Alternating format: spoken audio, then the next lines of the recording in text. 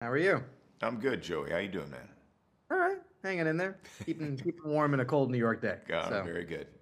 uh, we spoke briefly in person, which was wild for the Wes Anderson movie. You and Adrian, which Yes, yes. not a lifetime ago or anything like that. No, no. Well, good to see you again. Yeah, I uh, I think it's such an interesting film to talk about because I'm sure as an actor, and especially someone who I imagine has had, while not the same frustrations as the character, can identify with several of the frustrations. That the role itself is I think such an interesting one to take on, and I'm sure it means even more than your average role. Yes, I understood this man. Yeah, But as you say, his frustrations and his experiences and challenges are specific to him. Mine yeah, are specific to me, but I understood the sources yeah, of those challenges and maybe the intent, and the intent being to kind of perceive him, Monk, yeah, in a way that perhaps did not appreciate the fullness of his character or the fullness of his interests. I think he is like all of us who live and work in the creative space. He's someone who wants to express his authentic voice, yeah, whatever that may be. And it's a challenge to find that in that authenticity, to center oneself. That's one of the primary challenges I think of any artist is discovering what is the one's essential voice. In this case, he has interests that kind of uh, go beyond the average preconception of what a man such as him might have. For example, in the novel, there are these wonderful moments in our film. American Fiction is based on a novel by Percival Everett called Erasure. There are these wonderful moments in the novel where Monk takes time. There are almost these meditative pauses where he takes time to drift off into these considerations of things like fly fishing and woodworking. And there are these wonderful, breathy, kind of quiet spells almost, where we drift away and we step inside what he perceives to be the quiet solitude and comfort of his mind. But that idea is not necessarily one that is expected of him, and I love that. I love that he just wants to be intellectually free, curious, and himself. And but at the same time, I understand that the larger media perception of what that man is does not necessarily include all that. So yeah, I could appreciate that. I could appreciate that aspect of him, but more so, I related to his relationship to family, and particularly to the crisis or series of crises that evolve over the course of our film, and the necessity of his, being the adult in the room and trying to honor responsibilities to family and to love. That was something that resonated with me as well. and I think something you wouldn't find in a similarly satirically aimed film, because like the half that's skewering, the creative space is effective and it's doing its thing, and the half that's based on the family is very much could be its own film, and I think you rarely see that, and it's incredibly identifiable in that space. I was just talking to Tracy a minute ago, and she only has a handful of scenes to essentially give you the entire history of the family and the relationship that you two have, and then to sort of be there in her own way throughout the film. I was telling her I had lost my mother in January, and in the same way that you guys, are you and Sterling play functional adults, but there's many a scene where they have that face of she would have just done this. Like this just would have been a thing that got done. And we all have that feeling. And that's like such a lived in moment that maybe it didn't hit for everyone. But for me, I completely get that. The idea of someone else used to do this. Well, first, my sympathies on your losing your mother, because your experiences with this film and with this story is similar to mine in that I lost my mother about a year before I got the script.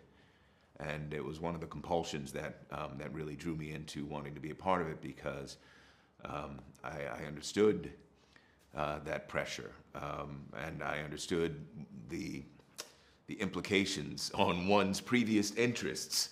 That you know, I understand the sacrifices that it asks.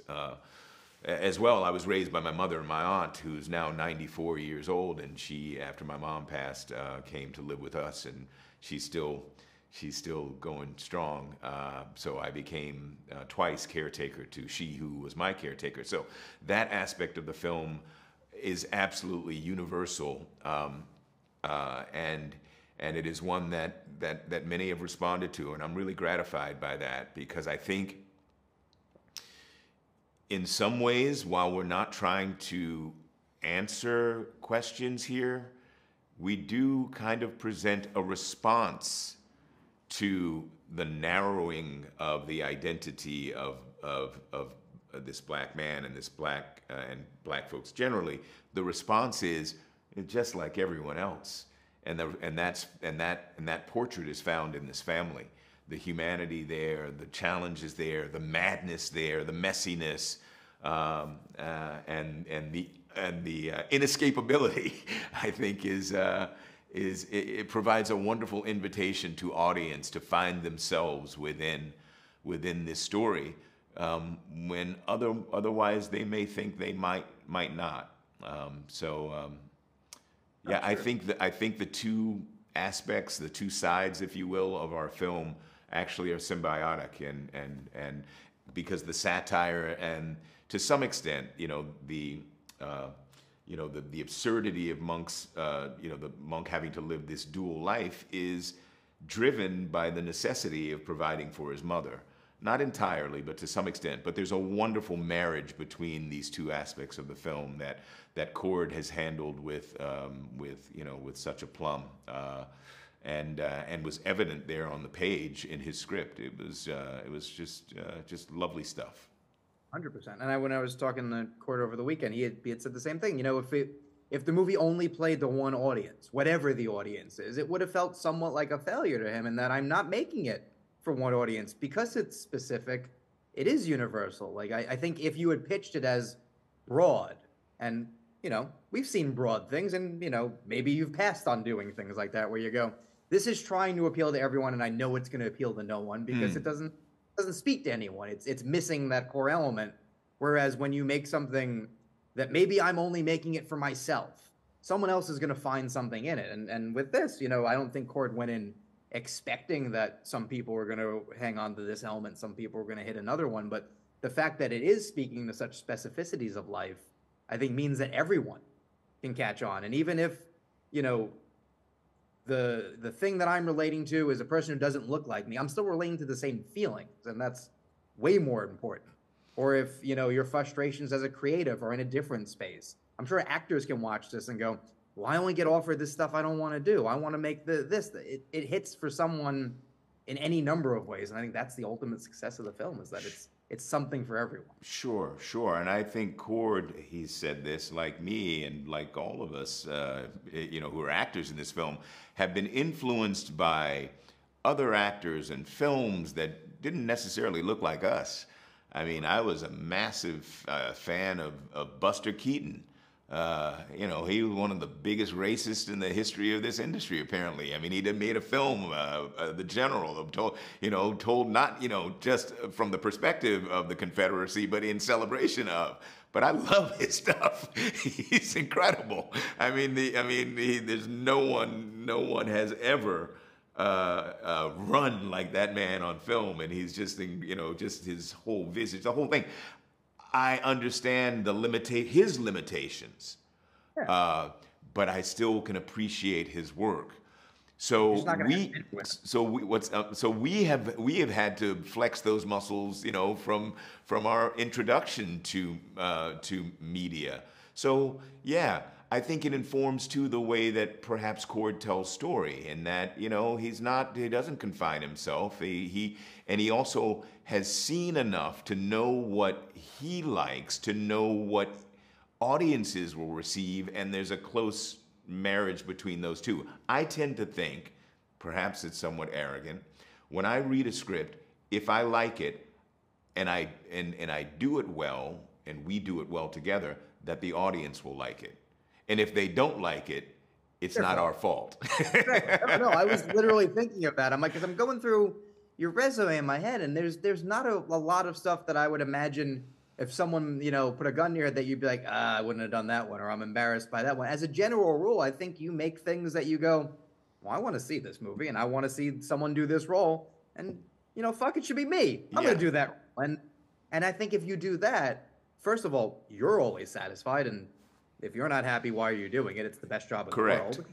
And second of all, if you're happy, as a general rule, it's going to show in the performance, and people are going to gravitate toward it, whether you're being a happy character or not. If there's joy in the performance, there's joy in the viewing, I think. Well, I think even more so if there's joy in the collaboration, because I've been a part of stuff that I thought was going to be it was going to go well, and maybe didn't come together quite the way it might have. With this film, there was a sense of momentum on the set that happens at times, but still is rare.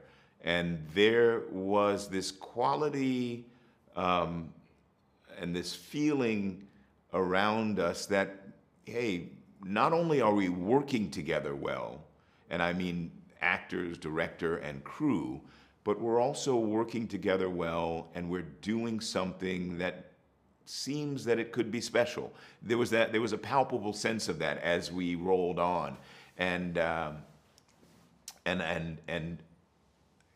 love when that happens. And it seems that that audiences are to this point in agreement with us, so it's pretty gratifying.